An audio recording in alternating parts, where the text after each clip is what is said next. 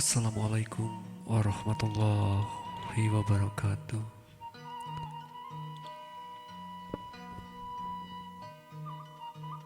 Nepangkeun pribados pamedi percanten kagungan nami panggilan di media nami panggilan di media sosial ada napi aplikasi nasok pribados oprek nyatana kembrok tos katelah suminda dina danget iya pribados saja nyobian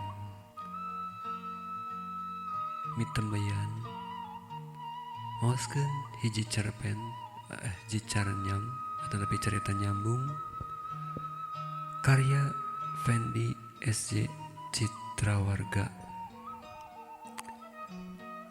nu ayana di alamat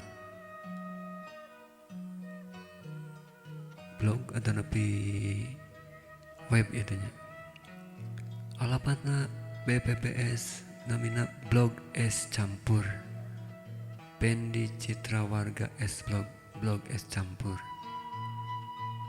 rupi nama anjeunna salah sawios anu sok sering ngadamel karya-karya tulis mangrupikeun cerita-cerita pondok atau nabi cerita-cerita nyambung.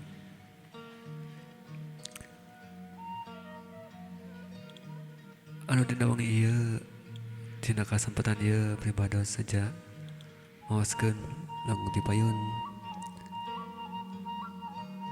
nyunkeun dihapunten dina samudia kalepatan margi tos kumawantun maoskeun ieu can nyam kalayan direkam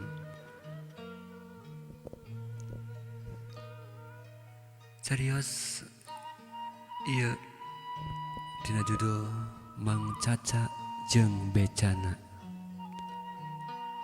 kenging Fendi SJ Citrawarga dina episode kahiji anu judulna Nu Geulis Hayang Dianterkeun ka Ciwidey. Anteng diuk dina becana manehna nya Mang Caca norek dilalakonkeun teh nu boga beca nu keur didiukanaana ngagerenyu imut atoh sabab aya awewe nu najan samar-samar da puguh ti peuting katara geulis nyampeurkeun kumejot hate Mang Caca ngadongsok sungutna sangkan gerapok wakca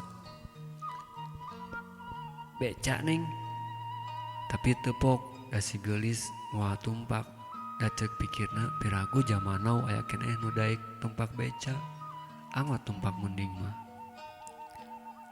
ngan teu disangka-sangka ku Mang Caca nu harita keur mangkal di parapatan Kopo Bepas dayeuh Bandung kirawan cetabus setengah 10 peuting teh da geuning si geulis bet nyampeurkeun Mang ka Ciwidey narik nanya ceuk si geulis baring maledogeun imut kareueut da puguh si geulis teh dangdos bebeakan teu beak sabaraha ngamodalan lipen setip keur bibirna nu burahay obroy ka dia tomat asak teh ka Ciwidey neng sumuhun ka Ciwidey Kabupaten Bandung Jawa Barat Indonesia nya muhun atuh di Indonesia atuh Ciwidey mah nya di Afrika tembah Mang Caca teh eleh geus ngabodor teh nya yuk si geulis bangun maksa